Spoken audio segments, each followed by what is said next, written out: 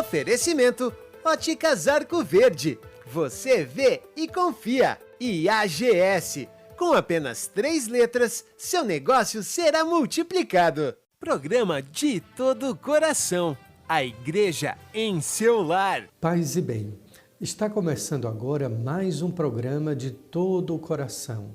O programa da Diocese de Caruaru e de seu bispo diocesano, para que nós possamos meditar e refletir a palavra de Deus. Ela é e sempre será a fonte, a vida, cujo Verbo encarnado, o próprio Jesus Cristo, é aquele que nos fala e é também aquele que nos escuta. Nós recordamos que domingo passado, o 16º do domingo do tempo comum, Jesus convidava os discípulos a um lugar à parte. Eles voltaram. E essa volta, eu dizia, é muito importante, voltar para Jesus. Ele é o mandatário, ele é a origem, ele é a fonte, ele é o mandante do envio. E nós devemos sempre voltar a ele, não apenas para fazer relatórios, não somente para lhe prestar contas. Devemos voltar a ele para lhe partilhar, para contar tudo da nossa vida. Pois bem, agora Jesus está caminhando para um lugar alto, para uma montanha com seus discípulos. Estamos no 17º domingo do tempo comum e é o capítulo 6º do Evangelho de São João, um capítulo também intitulado nas Sagradas Escrituras como sendo o discurso do pão da vida. Jesus mais uma vez se retira para um lugar alto com seus discípulos, vai a uma montanha e a multidão, aquela mesma do Evangelho de domingo passado, que Jesus havia se compadecido porque eram como ovelhas sem pastor, essa multidão corre ou acorre em busca de Jesus e do seu ensinamento. Ele foi para o outro lado do mar da Galileia e a multidão o seguia porque via os inúmeros sinais que ele realizava. Aqui também a gente já pode tirar uma primeira lição. O percurso a pé que a multidão fez em torno do mar da Galileia era o dobro do percurso feito de maneira marítima ou fluvial com um barco. Isso também nos ensina que para Jesus a gente não deve medir distâncias nem poupar os nossos esforços. Mesmo que seja o dobro do caminho, vale a pena buscá-lo. Ele queria ali mais uma vez se retirar, oferecia aos seus discípulos o descanso. O descanso aqui não é simplesmente no aspecto físico, emocional, psicológico. O descanso que Jesus nos propõe é descansar nele. Descanso em Deus é encontrar a paz. Descanso em outras coisas você pode encontrar repouso, você pode encontrar até alegria repousando. Mas em Deus nós encontramos a paz. Ele é diferente, por isso que o seu jugo é leve, o seu fardo é suave, porque nele, pela oração, nós encontramos a verdadeira paz. É sempre necessário fazer esse exercício de oração. A oração também nos ajuda a descansar em Deus e nele encontrarmos a paz. Pois é na oração que nós recuperamos as nossas energias, as nossas forças e adquirimos um vigor para novos empreendimentos. Não é apenas sair do barulho, não é somente descansar do alvoroço, da agitação, mas encontrar, repito, através dele e nele, a verdadeira paz.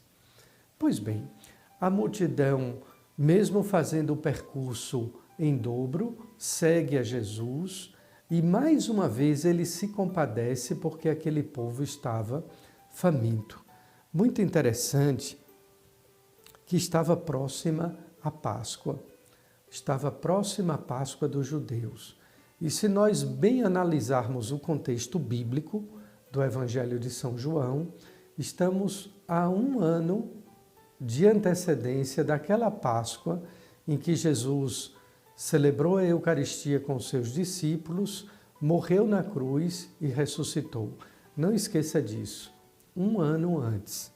Pois bem, aquela multidão ali estava vindo ao seu encontro e Jesus diz a Filipe: onde vamos comprar pão para que todos possam comer?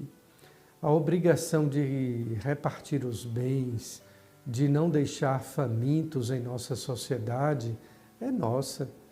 A fome que o povo padece é fruto de ganância, é fruto de egoísmo, é fruto da não partilha de nós seres humanos.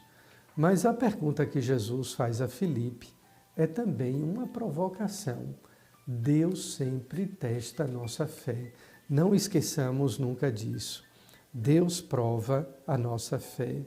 Assim também na primeira leitura do 2º livro dos Reis, também Eliseu, o profeta, ele pergunta: como vou distribuir tão pouco, 20 pães, para 100 pessoas?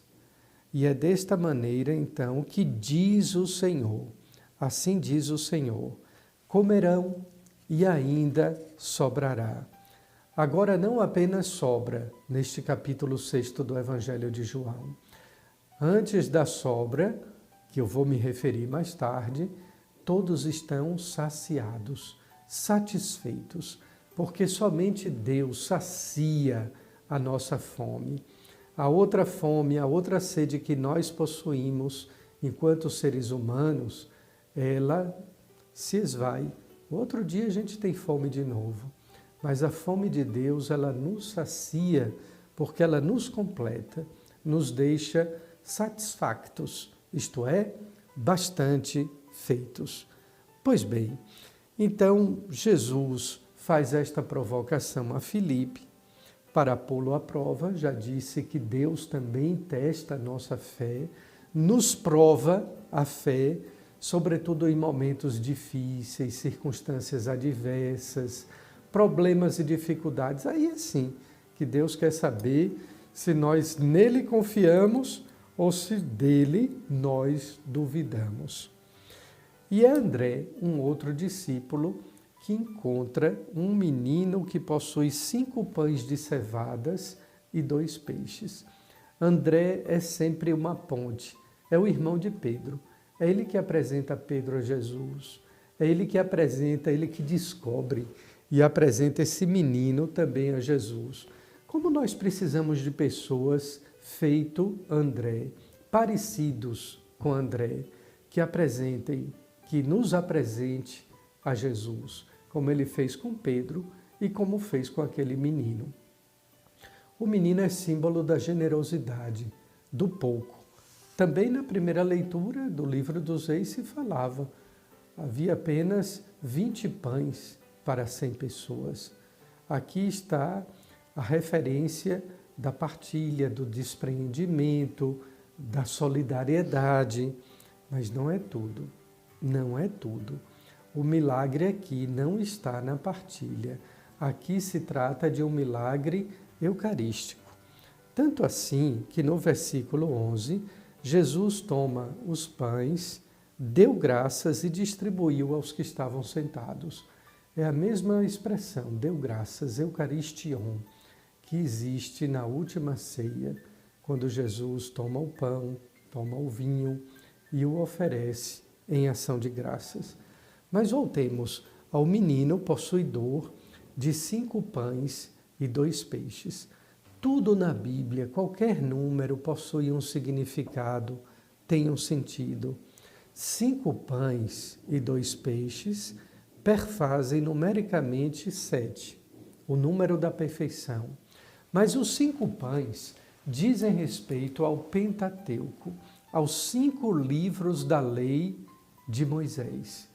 E os 2 peixes, eles têm um simbolismo. Isso tudo aqui eu estou me amparando em Santo Agostinho, nas suas obras sobre as diversas questões da Octoginta.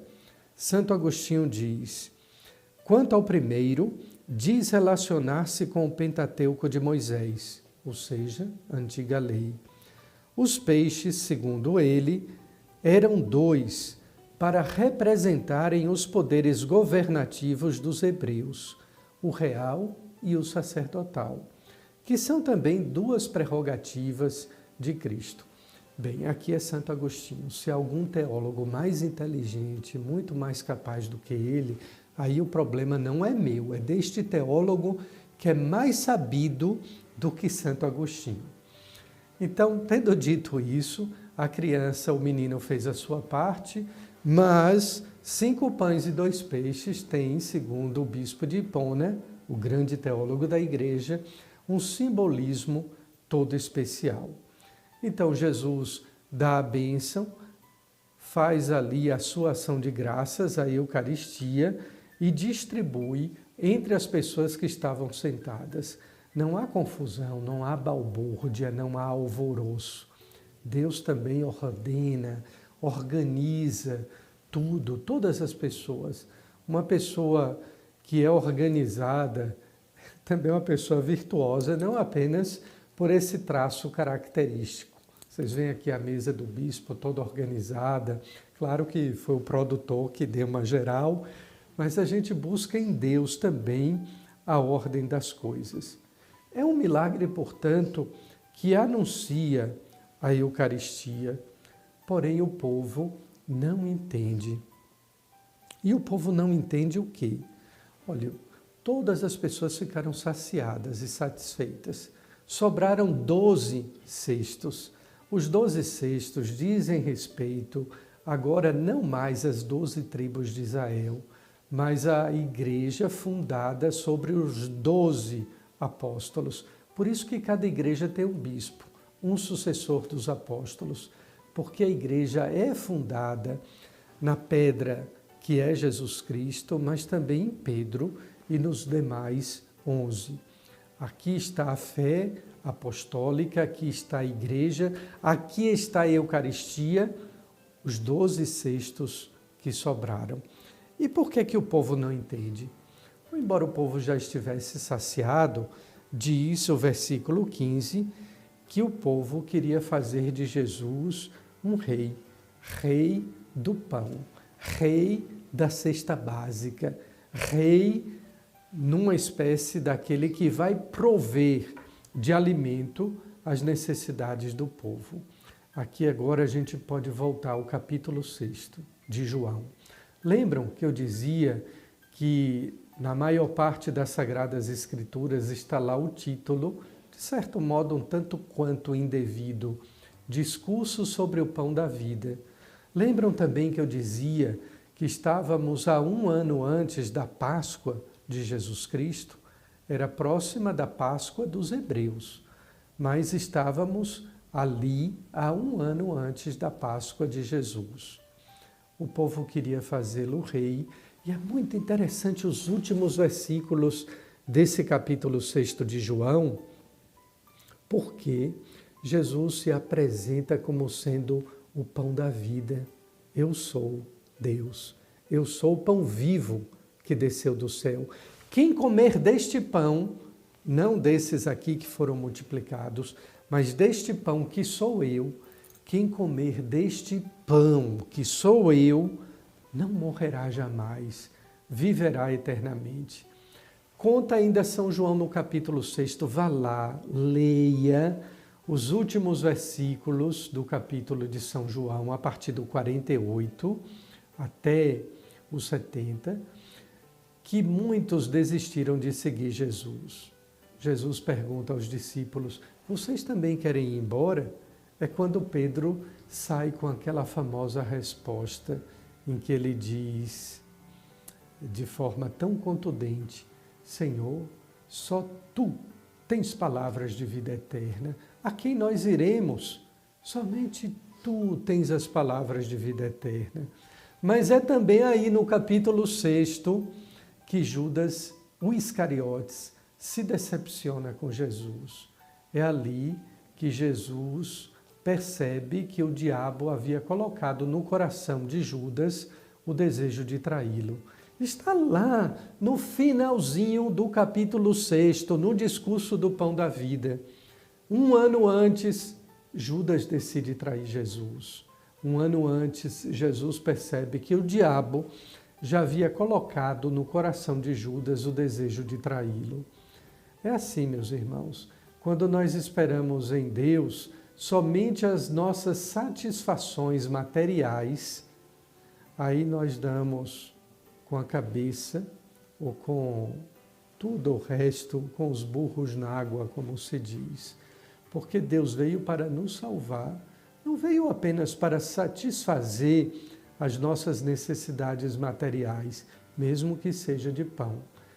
Por isso, o venerável Fulton Sheen, comentando esse texto, ele diz que Jesus não é o rei do pão, não é o rei da cesta básica. E quando viu que a multidão queria fazê-lo rei, Jesus foge. Quantas pessoas não fogem, ou melhor, quantos padres não fogem dessa tentação política? Padres e bispos, padres que deixaram o ministério para se candidatar a cargos políticos, bispos que vivem somente de ideologias políticas. É claro que a gente tem que prover, é questão de caridade, é ver na pessoa do pobre a pessoa de Jesus Cristo, mas não é só isso. Ele é o pão vivo que desceu do céu. E nós somos feitos sacerdotes exatamente para prover o pão descido do céu ao povo. Os 12 cestos, os 5 pães e os 2 peixes. Bem, teria muito mais a aprofundar. O Evangelho é tão rico e bonito. Mas agora você vai ficar com um intervalo que é muito rápido e nós voltamos com o programa De Todo o Coração. De todo o coração, de todo o coração. Voltamos com o programa De Todo o Coração.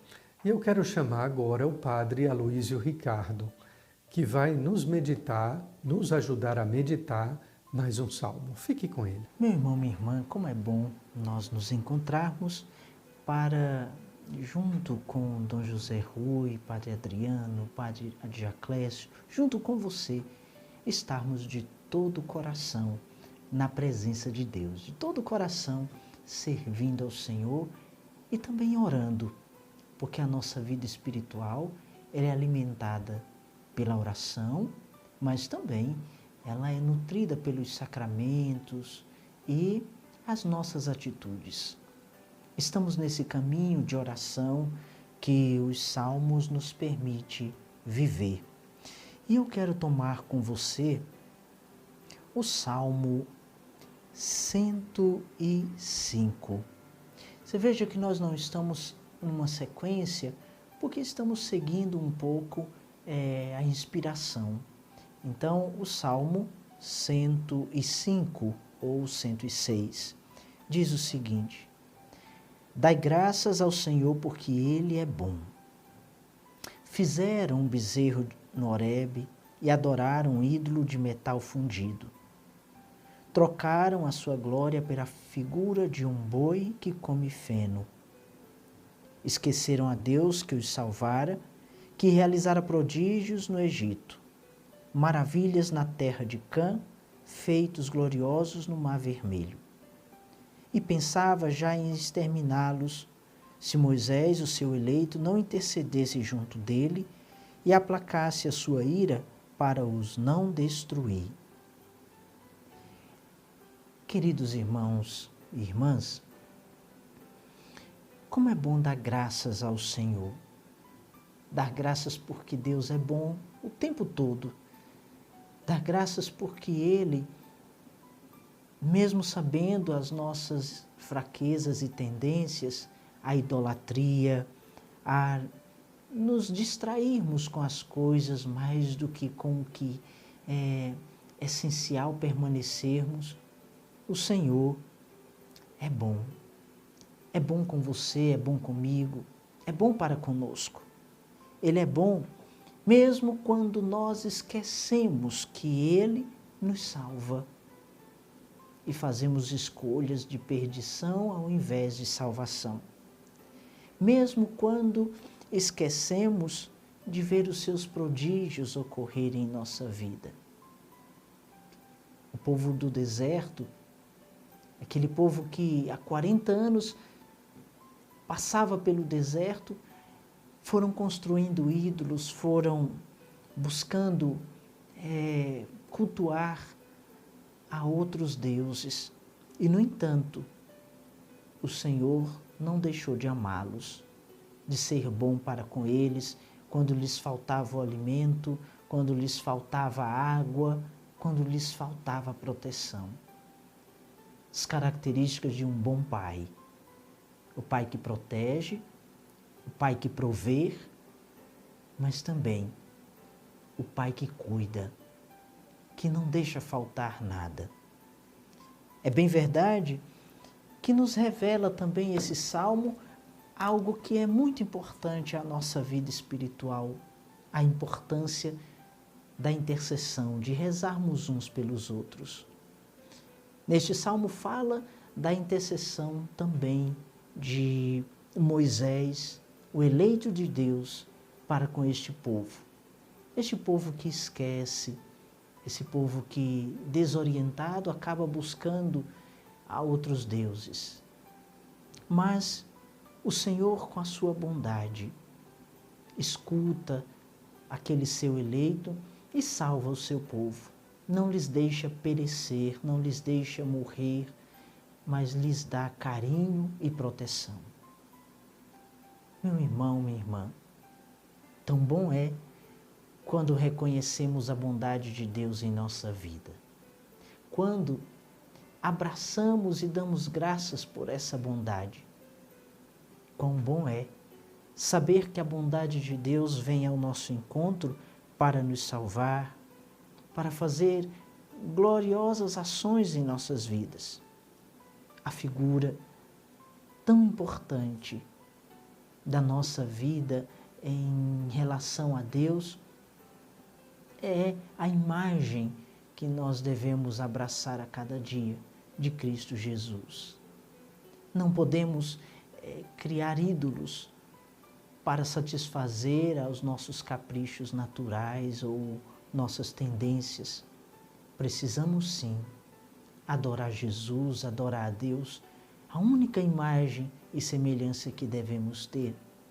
A bondade de Deus revela-se nas horas em que também, podendo se perder, o Senhor envia alguém para nos salvar, nos libertar, nos tirar da condição de escravo, de perdido, para a condição de salvo ou ainda em processo de salvação. O salmista ainda nos mostra quantos pensam e buscam nos ídolos as suas satisfações. Dai-nos, Senhor, a graça de conhecer vossa bondade e poder proclamá-la dia a dia em nossas vidas. Amém. Deus abençoe você. Está chegando também o Padre Adriano Davi, que eu quero muito bem pelo seu conhecimento litúrgico, pelo seu gosto com a celebração. E é ele que vai nos explicar mais alguma coisa importante da liturgia da Igreja. Um bom dia, meu querido irmão, minha querida irmã. Novamente, nosso programa de todo o coração, programa da nossa Diocese de Caruaru, programa que a gente entra no seu lar para a gente conversar sobre os mistérios da fé. E neste nosso bloco, a gente conversa sobre a Sagrada Liturgia, meditando um pouco, conversando um pouco sobre o mistério tão grande, o mistério da fé, como a gente diz a cada Santa Missa. Mistério da fé que a gente celebra, reza, faz com que aquela celebração se transforme em vida, se transforme na nossa vida diária e cotidiana, o mistério de Jesus morto e ressuscitado. A gente tem conversado sobre a mistagogia da Santa Missa e estamos justamente na liturgia eucarística. Eu dizia que a liturgia eucarística é o cumprimento do mandato de Jesus de fazer memória da sua morte e ressurreição pelos 4 gestos que o próprio Jesus fez e nos ordenou de fazermos. Tomar o pão, dar graças, partir e dar. e distribuir. No último programa, a gente conversou justamente sobre a preparação das ofertas, preparação dos dons e a oração eucarística, como estes dois elementos, os dois primeiros gestos de Jesus. Neste nosso programa, os dois últimos, partir o pão e distribuí-lo. A instrução geral, no número 72, vai dizer: pela fração do pão e pela comunhão, os fiéis, embora muitos, recebem o corpo e sangue do Senhor de um só pão e de um só cálice, do mesmo modo como os apóstolos das mãos do próprio Cristo. Gesto de Jesus. Jesus tomou o pão e o vinho, deu graças, partiu o pão e distribuiu entre os seus. O gesto de partir o pão e distribuir estão dentro do rito de comunhão. A gente concluiu a grande oração eucarística, a grande ação de graças, lembrando com a doxologia final, e agora a gente adentra no rito de comunhão. O rito de comunhão é a nossa preparação, se é que a gente pode dizer, para este momento tão alto e tão íntimo, na qual aquele pão e vinho que foram transformados no corpo e sangue do Senhor são alimentos, onde a gente recebe o próprio Cristo em comunhão, onde nós nos tornamos realmente, de forma visível, o corpo eclesial, corpo de Cristo por meio da Sagrada Comunhão. O rito de comunhão começa com um convite do sacerdote, convidando a comunidade a rezar o Pai Nosso, a oração que o próprio Jesus nos ensinou, concluindo com o embolismo. O embolismo é uma continuação do Pai Nosso. A gente termina o Pai Nosso dizendo: mas livrai-nos do mal. Não se diz amém. Por quê? Porque o Padre continua: livrai-nos de todos os males, ó Pai. É como se fosse uma única oração.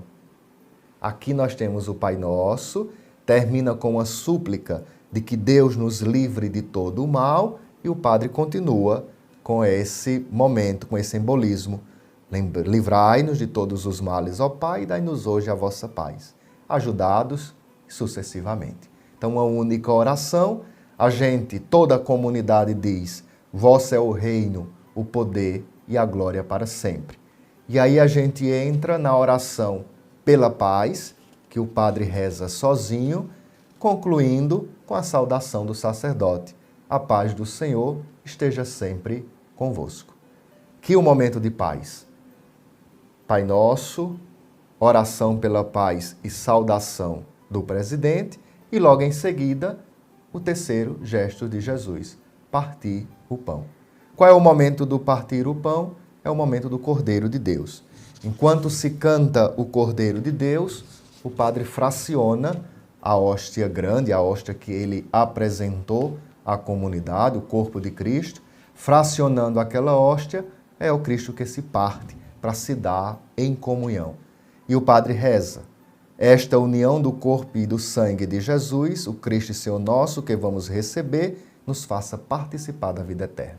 E parte um pedaço daquele corpo e joga dentro do sangue do Senhor, unindo toda a Eucaristia. Percebam, quando a gente comunga o pão, quando a gente comunga o corpo de Cristo, graças a esta união que o Padre faz na oração, nós comungamos o Cristo inteiro. Então é ilógico dizer: por que é que só o Padre comunga do vinho? Por que é que só o Padre comunga do sangue? Não. Todos nós, por menor que seja o pedacinho de pão que a gente receba, é o corpo de Cristo completo. Corpo, sangue, alma e divindade. Porque o Padre, antes de distribuir, antes de levar a Eucaristia à comunidade, ele rezou: esta união do corpo e sangue de Jesus, o Cristo e Senhor nosso que vamos receber, nos faça participar da vida eterna.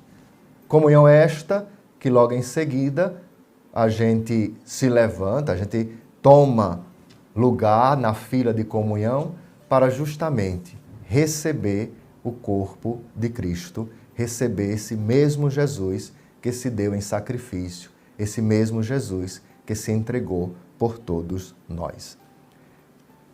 Tomar o pão dar graças, partir com o Cordeiro de Deus e distribuir com a comunhão. Referente ao canto, o Cordeiro de Deus ele é cantado enquanto durar a fração do pão. É como uma ladainha. Cordeiro de Deus, que tirais o pecado do mundo, e a comunidade responde. Cordeiro de Deus, que tirais o pecado do mundo, tende, e a comunidade responde. E assim vai até terminar a fração do pão ali no altar, concluindo com dai-nos a paz. Canto de comunhão, existe no missal uma antífona própria para cada canto de comunhão. Esta antífona, ela nada mais é do que um reflexo, do que uma memória da liturgia da palavra do Evangelho. Veja que interessante. São duas mesas, a mesa da palavra e a mesa da Eucaristia. Aquilo que nós escutamos no Evangelho, a palavra se fez carne no altar, se transformou em carne no corpo de Cristo. E ao receber, é a palavra proclamada, é o Cristo que foi proclamado, que se faz alimento a todos nós. E recebendo Jesus, a gente canta, retoma novamente o Evangelho como canto de comunhão. Este momento é o momento que a gente recebe Jesus. É o momento que nós somos íntimos de Jesus. Nada mais justo do que cantar o canto de comunhão, ir, entrar na fila, comungar do Senhor, voltar para o seu lugar, continuar cantando o canto de comunhão. Depois o padre vai fazer um momento de silêncio e é este momento que a gente contempla a maravilha que é poder receber e comungar do Senhor. O rito de comunhão conclui com a oração pós-comunhão que o padre reza no final da missa. A celebração da Santa Missa conclui-se com os ritos finais, ritos conclusivos da celebração, que compõem dos avisos, a maioria das vezes nós temos avisos comunicados a dar, e a bênção final e despedida do povo. Lembre-se sempre que a despedida não é um ide para casa e vá descansar, mas a despedida é justamente ide e anunciar aquilo que você rezou, aquilo que você celebrou. É um envio missionário. Ide em paz e o Senhor vos acompanhe. Ide para a missão. Ide anunciar em todos os lugares aquilo que você rezou, aquilo que você celebrou, o que a Eucaristia fez e transformou na tua vida nesta celebração. Um bom sábado, um bom domingo, uma boa celebração da Eucaristia. Que conhecendo, a gente possa participar melhor da ação sagrada da Santa Missa. Deus te abençoe. Padre Adijá Clécio está chegando já com mais alguma notícia da Igreja sobre um congresso importante em nossa diocese. Meu querido irmão, querida irmã, estou passando aqui para te fazer um convite muito especial. Na próxima quinta-feira, a nossa diocese estará vivenciando uma noite carismática, um momento da graça de Deus acontecida aqui no nosso território diocesano.